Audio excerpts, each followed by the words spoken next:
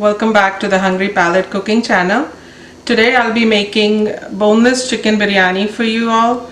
This is a easy recipe. It's not any lengthy biryani recipe that requires a lot of layering and marination is there. I like to marinate the chicken so I can get the flavors, but it's a simple one-pot recipe that you're going to enjoy.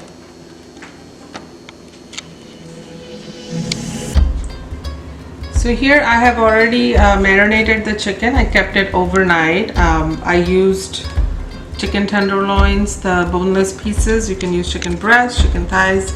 I like to make biryani with the bone-in pieces, but this is a quick version of it. So if you guys don't like the bones, you can make the boneless ones. This is about 2 pounds of chicken that I have cut into about like 1-inch cube pieces. I've added around 3 to 4 tablespoons of yogurt, about 1 tablespoon lemon juice, 1.5 to 2 teaspoons of ginger garlic paste. I've chopped some mint and cilantro, like a little handful, about say 3 teaspoons or so, 3 to 4 teaspoons. I've added salt to taste, 1 tablespoon of oil, some haldi, like a teaspoon of haldi, 2 teaspoons of coriander or dhania powder, half a teaspoon of garam masala powder, as well as about 2 teaspoons of biryani masala powder. So what I did was I mixed everything up together. I marinated it. You can marinate up to 4 to 5 hours. I did it overnight just so the flavors come through better. So now we will move on with the process of cooking the chicken. So here you can use a pan or a pot. I have added about 2 tablespoons of ghee and about 2 tablespoons of oil. And I will add some whole spices. So there's bay leaf, there's cumin seeds, a couple green cardamoms, 1 black cardamom, some cloves, and 1 like a little piece of star anise. We will let that crackle a little bit.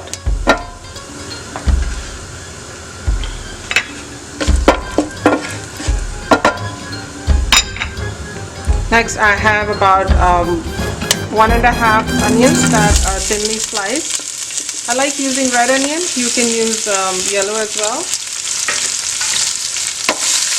So we'll go ahead and saute the onions until they get around like translucent. So you can see the onions have started to caramelize a little bit. At this point, I'll go ahead and add a couple green chilies. You can add more if you like spicy. I've added ginger garlic paste already in the marinade, but I'd like to add some more, just about like a teaspoon or so. And we'll try to stir it for a few seconds until the raw smell of ginger garlic goes away. Just a few seconds or so. I'll bring my marinade, the marinated chicken. Once again, these are boneless pieces. If you want, you can definitely use the boned ones. It'll take a little bit longer to cook. That's about it. I also have a recipe for biryani on my food blog, The Hungry Palate, that talks about how to make kachi biryani. Kachi biryani is basically when you cook the chicken and rice together, like raw chicken and rice. This is like pakki biryani, which is takes a little bit less time to cook, as well as it's a little bit of an easier step. So what I'm going to do here is just keep cooking the chicken. We can taste for salt later. I added some salt in the marinade. Can't taste it right now though, but we'll just go ahead and keep cooking. And on this side of the stove, you can see that I am boiling a pot of water for my rice. So there is just a pot of water. There's no measurement there. Make sure there's enough water though.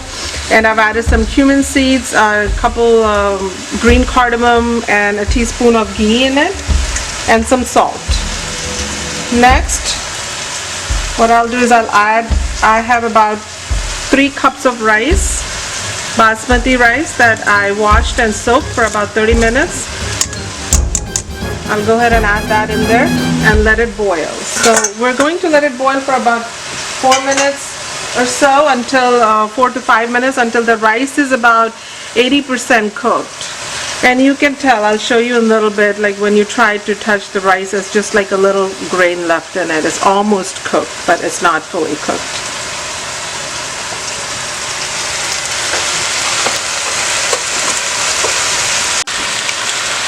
So you can see I've been cooking chicken for about 5 minutes or so. Try to get some of those juices from it to dry out. Then I've taken some more dry spices. I've added some in the marinade, but I like to also add it when I'm cooking the chicken. There's about 2 teaspoons of coriander powder, 1 teaspoon of cumin powder, 2 more teaspoons of biryani masala, and half a teaspoon of garam masala. I'll go ahead and add that.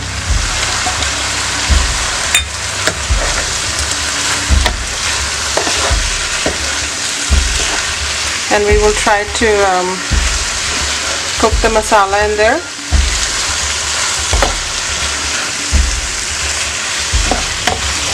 I'll go ahead and cover this. I put a lid on and put it on medium-low heat and let it cook for another 6 to 7 minutes.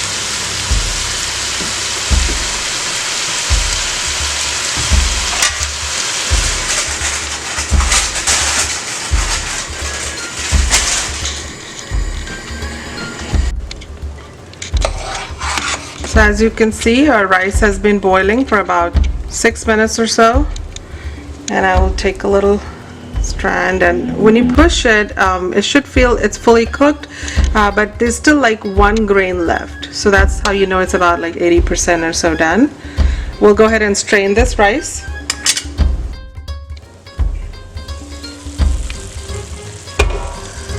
So the chicken has been cooking for about 7 to 8 minutes. Now these are chicken tenderloins, so they don't take too long to cook. They cook pretty quick, and you can check it by just, with the back of your spoon, or I see if it kind of cuts easily.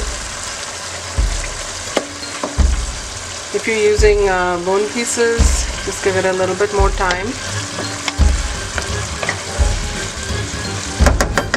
So once this is almost cooked, I like to add 1 tomato sliced.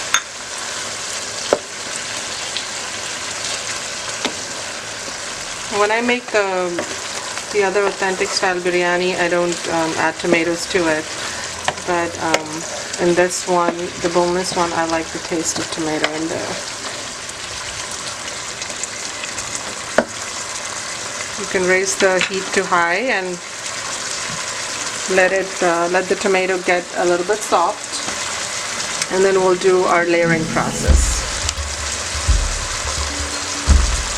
This is also a good time to check your salt. If you need more salt, go ahead and add it. Remember, you've added some salt in the rice as well, so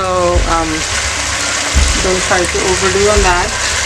We'll start our layering process in here. So the chicken is almost done. I like to add a little ghee. You can add 1 or 2 teaspoons of ghee in there.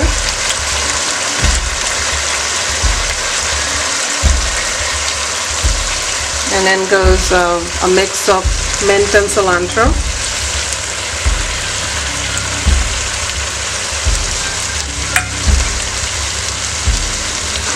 And then I've strained my rice.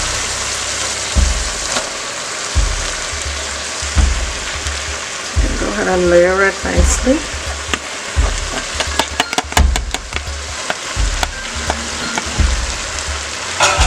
Try to like even it out. And at this time, the heat is on low while I'm trying to do the layering process. You can add some fried onions on the top if you like. And then I have soaked some saffron strands in a little bit of warm milk. So we'll go ahead and add that.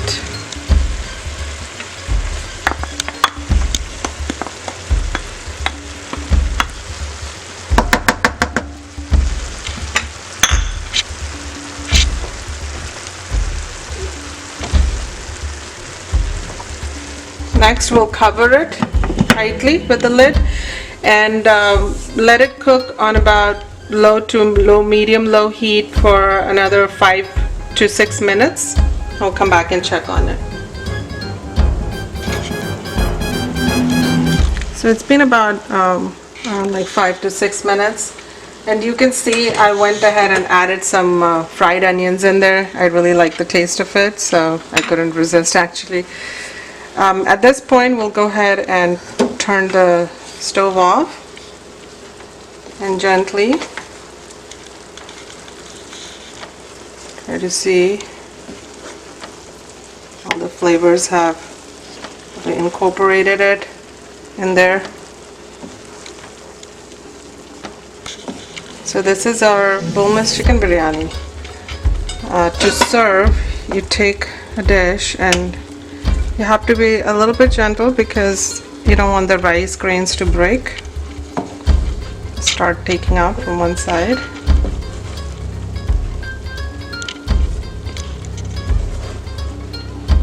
And guys, this is how I make my simple chicken biryani whenever we feel like, so I don't have to do a lengthy process. Again, you know, eating and food is basically how you prefer. If you want, you can make this even simpler. You don't have to layer it. You can cook the chicken, mix your cooked rice in there, and that's biryani as well. The flavors are going to be there. So it's up to you, you know, how much you want to do it and how little you want to do it. Depending on the time, sometimes if you have time, you can probably go an extra mile. Nonetheless, I'm sure it's going to taste great. And you can eat it with some raita. Enjoy.